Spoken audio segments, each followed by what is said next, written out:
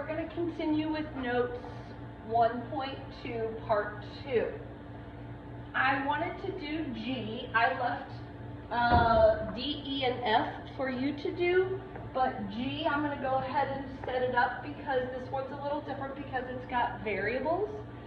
So I know that this angle, which is 5x plus 2, plus this angle, plus this angle, has to add up to 180 degrees. And if you remember from yesterday, we said before we get started, we combined like terms. So 5x plus 6x is 11x. And then the 2 and the 134 are also like terms. So we have 136 equals 180. And then we're going to subtract the 136 because it's opposite of plus 136. On this side they cancel out. On this side we're left with 44. And then remember that a number directly next to a letter is multiplication. So the opposite of multiply is divide. So x equals 4. But it asked us to find the missing angles.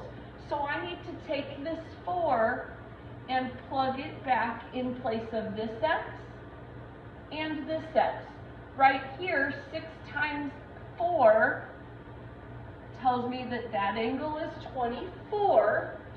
Right here, 5 times 4 is 20 plus 2 is 22 degrees. So 134 plus 22 plus 24 does equal 180 degrees.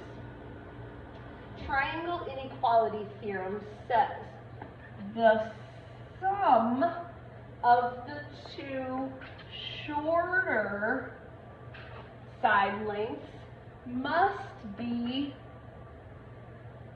greater than the largest side length.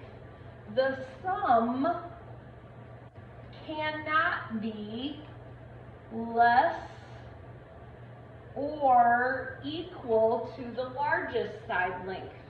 So what does that mean?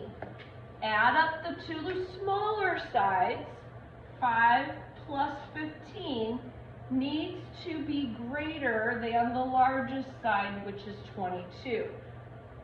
20 is greater than 22.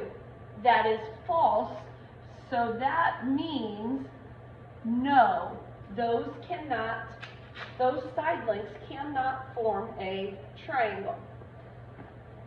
The two shorter sides are 5 and 2. So 5 plus 2 needs to be greater than the largest side. 7 is greater than 6. Well, that one is true, so that means yes, those three can be side lengths of a triangle. My two smaller ones are 1 and 2. So 1 plus 2 needs to be greater than the largest side. 3 is greater than 3. That is false. 3 is not greater than 3. 3 is equal to 3. So again, no, that cannot, those three sides cannot form a triangle. Okay, exterior angle theorem. The measure of an exterior angle of a triangle is equal